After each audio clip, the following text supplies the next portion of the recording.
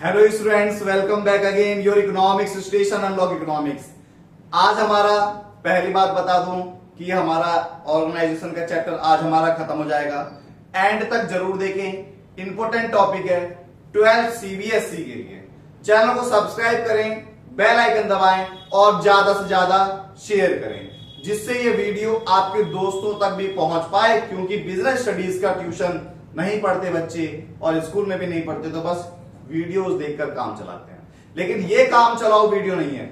ये क्लास ऐसी क्लास है, आपको डीपली स्टडी कराई जाती है और यहां पर ही एक ऐसा चैनल है जो केस स्टडी कराई जाएगी। आपको केस स्टडी किसी भी चैनल पर नहीं कराई जाएगी। ठीक है, चैनल को सब्सक्राइब करें। चलिए चालू करते हैं और चैप्टर हम खत्म करते हैं। ठीक है, हमारा पार्ट चल रहा है, पार्ट 6 चल रहा है। क्या चल रहा है? पार्ट 6 चल रहा है। पार्ट 6 चल रहा है। ठीक है, पार्ट 6 चल रहा है। किस चीज का? ऑर्गेनाइजेशन का। इसके अंदर आज हमारा सबसे पहला आता है डिसेंट्रलाइजेशन। डिसेंट्रलाइजेशन का मतलब क्या है? हिंदी में बोलते हैं विकेंद्रीकरण। विकेंद्रीकरण, decentralisation. Decentralization can be defined as even and systematic distribution of authority at every level of management. ठीक है, at every level of management. Here every employee working at different level gets some share in authority. मतलब क्या हुआ? Decentralization can be defined is even the systematic distribution. ये systematic distribution है। ठीक है, every level of management, here every employee working different level। मतलब ये top level management, इसने काम इसे सौंपा, इसने काम इसे सौंपा, इसने काम इसे सौंपा। ठीक है, प्रिंसिपल ने काम सौंपा इंचार्ज को, इंचार्ज ने काम सौंपा टीचर्स को, टीचर्स ने काम सौंपा बच्चों को। तो ये क्या? डिसेंट्रलाइजेशन चल रहा है। काम डिवाइड होते होते होते होते पहुंच रहा है वर्कर्स के पास। समझ में आया? मैनेजमेंट ने काम सौंपा प्रिंसिपल को, प्रिंसिपल ने वाइस प्रिंसिपल को, वाइस प्रिंसिपल ने इंचार्ज को, इंचार्ज ने टीचर्स को। समझ में आया? फिर उसके बाद इंपोर्टेंस ऑफ डिसेंट्रलाइजेशन। इंपोर्टेंस क्या है?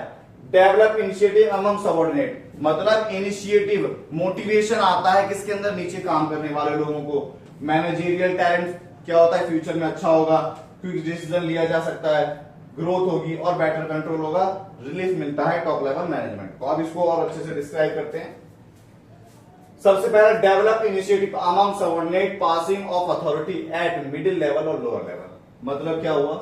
जब show the trust faith top level management in the subordinate. Principal का फेथ और ट्रस्ट किसके ऊपर होता है? टीचर्स के ऊपर होता है। जब वो भरोसा दिखाता है ना, तो टीचर बहुत अच्छे से पढ़ाता है, बहुत अच्छे से पढ़ाता है।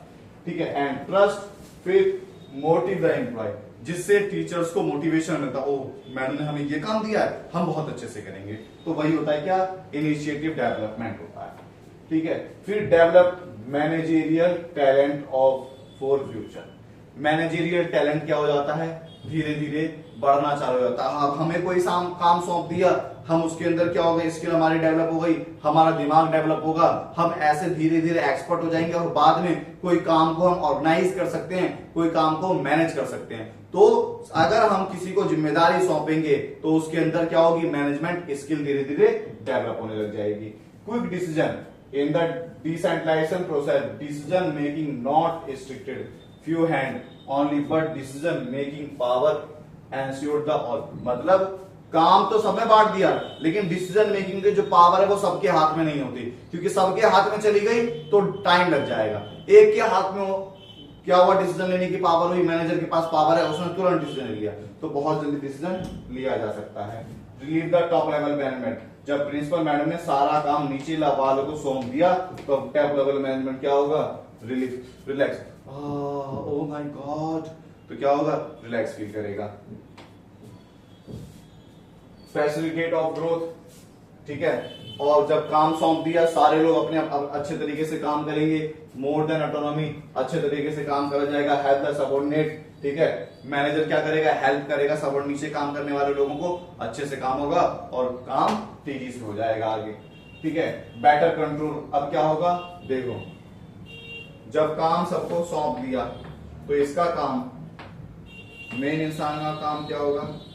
मेन इंसान का काम क्या होगा? कंट्रोल करना। बहुत अच्छे तरीके से, आसानी से कंट्रोल हो सकता है। ठीक है। डिफरेंस बिटवीन डेलीगेशन और डिसेंट्रलाइजेशन। डेलीगेशन दो लोगों के बीच सिर्फ दो ही लोग इन्वॉल्व होते हैं, डेलीगेशन के अंदर सिर्फ दो पार्टी ही इन्वॉल्व होती है, दो पार्टी। लेकिन डिसेंट्रलाइजेशन ऑलमोस्ट सभी एम्प्लॉय के बीच में होता है। डेलीगेशन ये एक रूटीन जॉब है, ये वन टाइम डिसीजन है, एक बार डिसीजन लिया जाता है, ये डिसीजन बदलता रहता है, ठीक है। लेस फ्रीडम, इसमें फ्रीडम कम होती है, इसमें ज्यादा फ्रीडम दी जाती है। इसको इट इज नैरो, इसको बहुत कम इसको पाया जाता है, इसमें वाइडर स्कोप है, बहुत ज्यादा मात्रा में चॉइस ज्यादा होती है। इसमें दो ही तो इंसान है। Responsibility, it is the responsibility every man, इसमें रिस्पॉन्सिबिलिटी सबकी होती है, इसमें सिर्फ टॉप लेवल मैनेजमेंट की रिस्पॉन्सिबिलिटी होती है।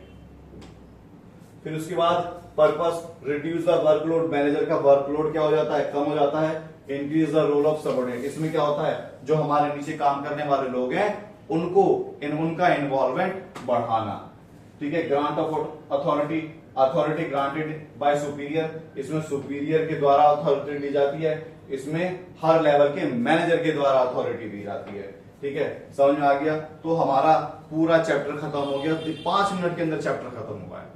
5-5 मिनट की वीडियोस देखनी है, चैनल को सब्सक्राइब करना है, बेल आइकन दबाना और ज्यादा से ज्यादा शेयर कर देना है। इससे छोटा, इससे आसान आपको कहीं नहीं मिलेगा, ठीक। क्लास, चैनल को सब्सक्राइब करें, बेल आइकन दबाएं और शेयर करें। जय हिंद, जय भारत।